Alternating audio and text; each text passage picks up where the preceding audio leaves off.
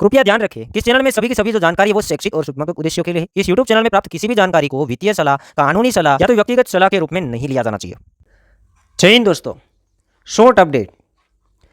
आज के दिन यूएसए की तरफ से सीपीआई डाटा आने वाला है। सीपीआई डाटा मतलब कंज्यूमर प्राइस इंडेक्स। तो क्रिप्टो मार्केट के अंदर भी वोलेटिलिटी देखी जा सकती है और अमेरिकन स्टॉक मार्केट के अंदर भी वोलेटिलिटी देखी जा सकती है।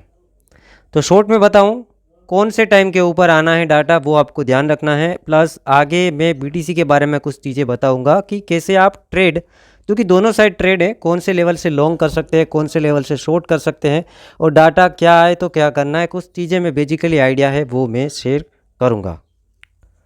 तो डाटा का जो टाइमिंग की बात करूँगा, जो सीपीआई डाटा है, महंगाई दर का आंकड़ा है, वो आना है 6 PM इंडियन स्टैंडर्ड टाइम। आज ही के दिन 6 PM इंडियन स्टैंडर्ड टाइम। बाकी आप अपनी अपनी कंट्री से टाइमिंग है वो निकाल सकते हैं। अभी लोग जो एक्सपेक्ट कर रहे हैं, ज़्यादा लोग एक्सपेक्ट कर रहे हैं कि 2.5% डाटा आएगा, बट प्रीवियस मंथ डाटा आया क्या था 2.3%। मतलब प्रीवियसली अभी डाटा 2.3% के ऊपर है। लोग इस बार सोच रहे हैं कि 0.2% बढ़ के आएगा महंगाई दर का आंकड़ा। 2.5% लोग सोच रहे हैं वैसा का वैसा ही अगर आता है तो मे बी मार्केट स्टेबल रहेगा, उतना कोई मूवमेंट नहीं आएगा, उतना बड़ा पंपिंग डंपिंग नहीं होगा, क्योंकि ज़्यादा लोग जो एक्सपेक्ट कर रहे हैं वही का वही डाटा आता है। बट अगर जो प्रीवियस डाटा था 2.3% वो वाला आता है तो मे बी पॉजिटिव, मामला पॉजिटिव बनेगा, मार्केट पंप होएगा।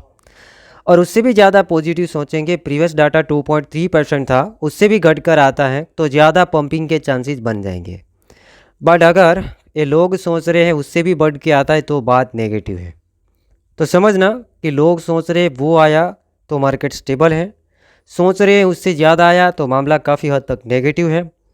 प्रीवियस डाटा था वही का वही आया तो भी पॉजिटिव है, क्योंकि लोग सोच रहे उससे कम है। प्रीवियस 2.3 था, प्रीवियस से भी कम आता है तो वेरी वेरी बुलिश बातें यहाँ पे बन जाएंगी।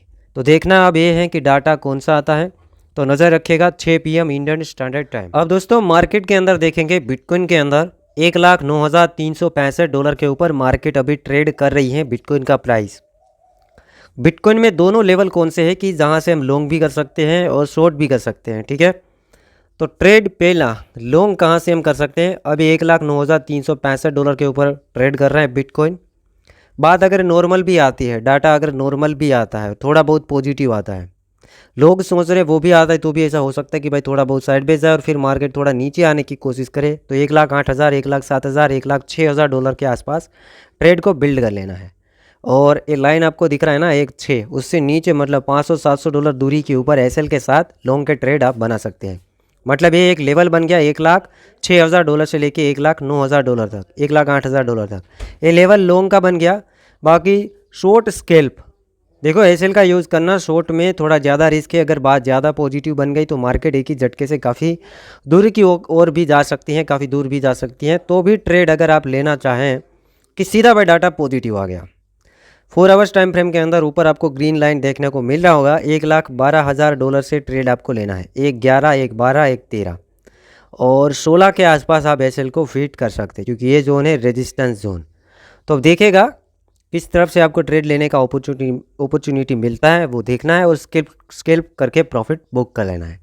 तो सिंपल है, छोटा सा एनालिसिस था। और वोलेटिलिटी रहेगा तो विथ एसएल ट्राई करना, एवरेज करना और लोवेस्ट लेवरेज को ट्राई करना। बाकी मेरा कोई फाइनेंशियल एडवाइस नहीं है, आप अपने अकॉर्डिंग कर सकते हैं।